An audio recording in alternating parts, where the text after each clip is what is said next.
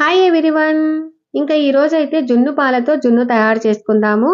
First అయితే 2 కప్పుల జున్ను పాలను తీసేసుకొని వీటిలో స్వీట్ వచ్చేసి పావు భాగం చక్కెర అలాగే అర్ధ భాగం బెల్లం ఇలాగా కొలుచుకొని ఇందులో వేసేసి బాగా కరగబెట్టుకోవాలి.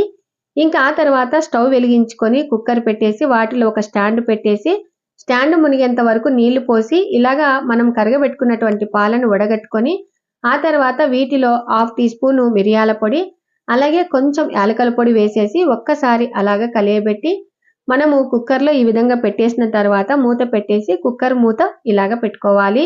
విజిల్ అయితే పెట్టకూడదండి. ఇవి రెండో రోజు పాలు కాబట్టి నేనైతే మిగతా పాలు యాడ్ చేయలేదు. ఇంకా ఆ తర్వాత ఒక 10 నిమిషాల తర్వాత ఇలాగా ఒక చాకుతో చెక్ చేసుకుంటే తడి లేకపోతే అయినట్టు అన్నమాట. మీకు గట్టిగా కావాలి అంటే గంట పాటు ఫ్రిడ్జ్ లో పెట్టుకొని ఇలాగైనా చేసుకోవచ్చు. లేదు లేత జున్ను తినాలి అని అనుకునే వాళ్ళు ఇలాగా చేసుకొని కమ్మగా తినేయండి. నచ్చితే లైక్ చేయండి.